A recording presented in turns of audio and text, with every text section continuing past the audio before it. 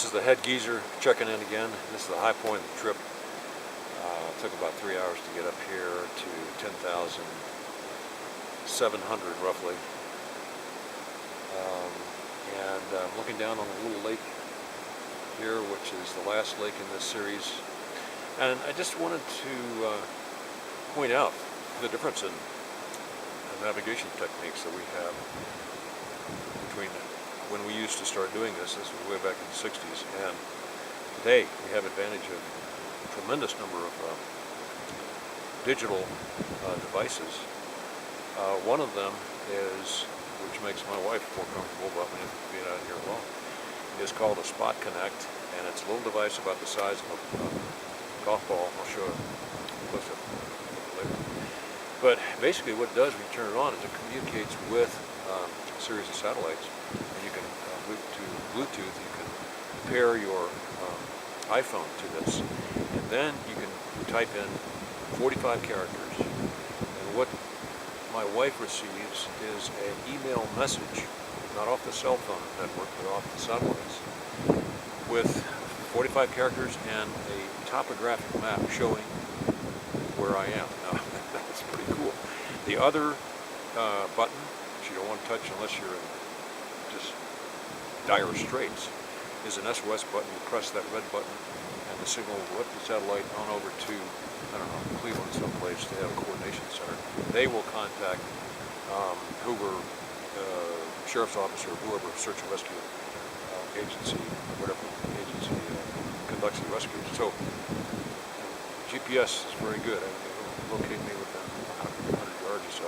The other digital device, which is pretty interesting, is put out by a company called Trimble Outdoors, and you download the app to your iPhone, and then when you activate it, what it will do is locate you on the planet and then start drawing a little track over a topographic contour map. Now that's very useful to just be able to quickly track where you are. Then the other thing that's interesting also, and very useful, all these things go together of course, is a wrist-mounted Garmin GPS unit. And that will tell you all more than you want to know about where you are, how you are, where you live, where you want to go. And you know, it also tells the time.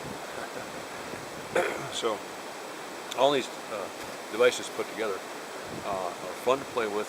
They're backup redundancy for you as you move through the country. And if everything else fails, if Kim Jong-un shoots our satellites out of the sky and we can't navigate anymore, then you fall back to the topographic map and the legacy compass. I have a Suunto, which I think is finished, little compass, and you can, a place like this, navigation with a map and compass is child's play. You can take an angle off of a peak like Thunderbird Peak, or this little one over here, which you can't see, it's out of the screen, and bring it back to where you are, and then you figure out what elevation you're at, where they cross, that's where you are. And that always works because these compasses aren't affected by batteries or by North Koreans shooting out our satellites or anything like that. So all this comes together, it's fun to play with, and it all adds to our safety and our enjoyment of the trip. This is a close-up of the Garmin wrist-mounted GPS that I was telling you about.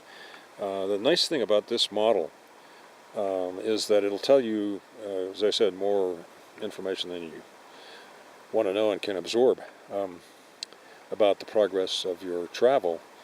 But the nice thing about it is that it attaches to your wrist with a Velcro strap, so you don't have to keep digging into your pack or digging into your cargo trousers to retrieve it. And so it's instantaneous in that regard, and it makes it easier to check from time to time. This is called the Garmin ForeTrex 401. This is put out by SpotConnect. I don't know where the company is located, but these cost about $150. This is an older model. The new ones are orange, and they pair with your iPhone a little easier.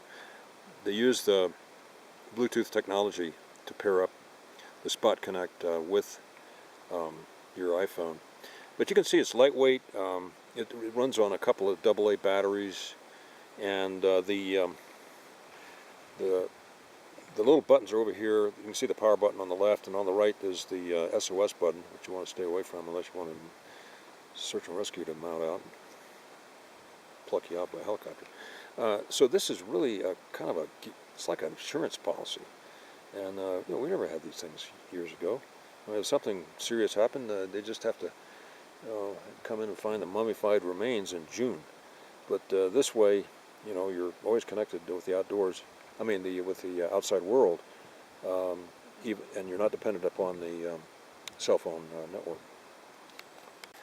Now, this is the compass which I was telling you about. This is a Suunto. It's made in Finland, and as you can see, it has a mirror on the underside of the cover. Cover swivels over to cover the bezel and all that.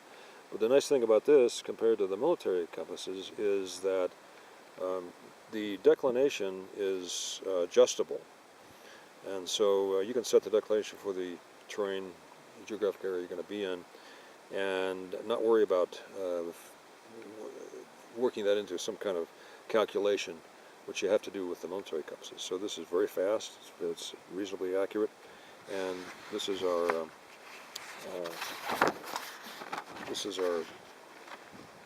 topographic map, which I'm using here for this trip, and you can see those red lines are where I have made compass shots off these peaks around here and brought them back to where I was. So this is a nice, this is legacy. I mean, this is falling back to old legacy skills and systems, which still work quite well.